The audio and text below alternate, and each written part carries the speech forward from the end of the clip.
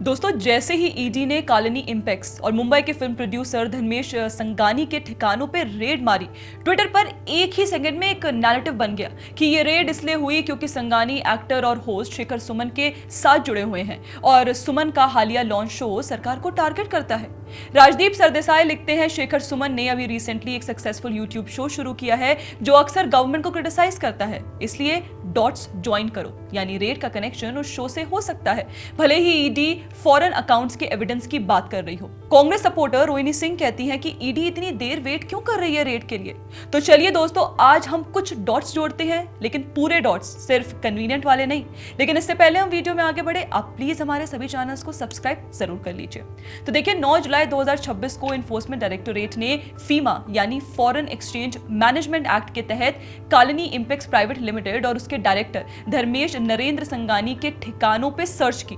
Investigation का core issue है export proceeds जो इंडिया में आना चाहिए था, वो काफी लंबे टाइम तक नहीं आया। ईडी ऑफिसर के मुताबिक एक्सपोर्ट प्रोसीड्स कुछ ओवरसीज बायर से रियलाइज ही नहीं हुए और ऑथराइज्ड डीलर बैंक से कोई टाइम एक्सटेंशन भी नहीं ली गई। मतलब ना पैसा आया, ना कोई ऑफिशियल एक्सटेंशन ली गई, ना कोई डॉक्यूमेंटेड रिकवरी एफर्ट हुई। और इसी बीच एक और चीज सामने आई, export proceeds third party entities से रिसीव हुए जो ओरिजिनल इनवॉइस या शिपिंग बिल में नेम्ड बायर नहीं थे। और सबसे बड़ा point, undisclosed foreign bank accounts, Canada, USA और यूएई में अकाउंट्स मिले जो पहले डिस्क्लोज नहीं किए गए थे।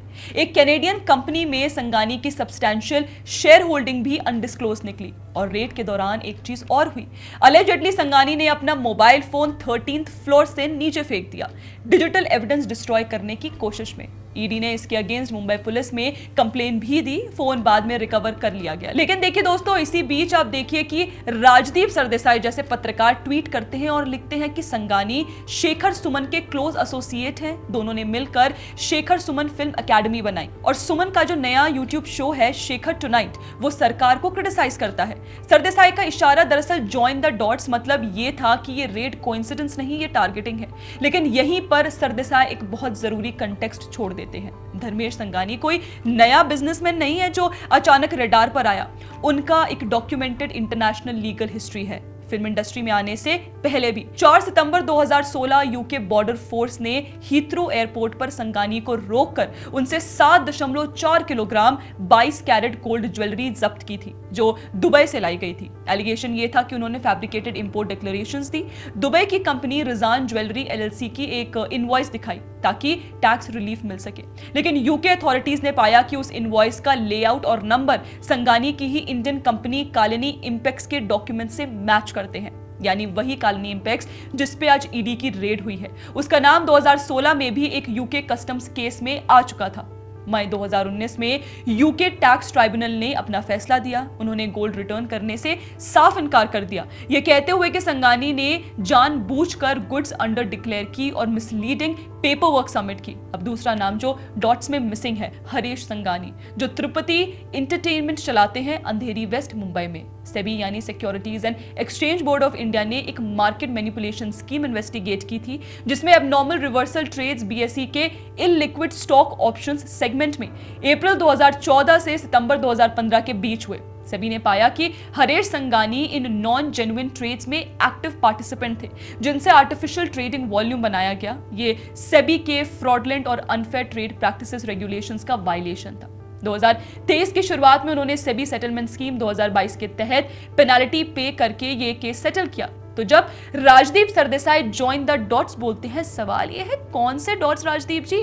सिर्फ वो जो पॉलिटिकल वेंडेटा वाले नैरेटिव में फिट हो जाते हैं, या वो डॉट्स भी जो बताते हैं कि इसी ग्रुप के मेंबर्स का गोल्ड स्मगलिंग और स्टॉक मार्केट मैनिपुलेशन का पहले से ट्रैक रिकॉर्ड है?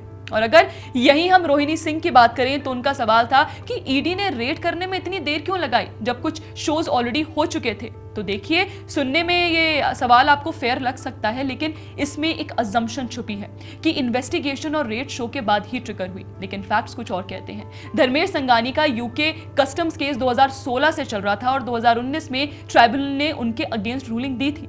कालोनी इंपेक्स खुद 2011 से रजिस्टर्ड कंपनी है। फेमा वायलेशंस जैसे एक्सपोर्ट प्रोसीड्स ना आना, ये टाइम लेने वाली फाइनेंशियल इन्वेस्टिगेशन होती है। Bank records, foreign account tracing, cross border verification, इन सब में महीनों या सालों लगते हैं। इन्वेस्टिगेटिव एजेंसीज अपनी टाइमलाइन पब्लिक अनाउंस नहीं करती। ये कहना कि रेड शो के बाद हुई इसलिए ये पनिशमेंट है, ये एक कोरिलेशन को कॉसेशन बना देना है बिना एविडेंस के। ये भी सामने आया है कि यूएस और यूके कस्टम्स अथॉरिटीज भी संगानी के कुछ ट्रांजैक्शंस को इंडिपेंडेंटली इन्वेस्टिगेट कर रही हैं। मतलब ये सिर्फ एक देश का मामला नहीं, क्रॉस बॉर्डर स्क्रूटनी पहले से ही चल रही थी। तो दोस्तों, अकाउंटेबिलिटी का रूल सिंपल होना चाहिए। अगर आप गोल्ड स्मगल करते हैं, इनवॉइसेस फैब्रिकेट करते हैं या स्टॉक मार्केट मैनिपुलेट करते हैं तो आप इन्वेस्टिगेट होंगे, चाहे आप कोई भी business partner, anti establishment YouTube show ही क्यों ना चला रहे हो। किसी भी शो का प्रोग्रेसिव या एंटी गवर्नमेंट होना उसके फाइनेंशियल पार्टनर्स को लीगल स्क्रूटनी से इम्यूनिटी नहीं देता। और जॉइन द डॉट्स करते वक्त सिर्फ वही डॉट्स मत चुनिए जो आपकी स्टोरी को सूट करें, पूरी तस्वीर जरूर देखिए।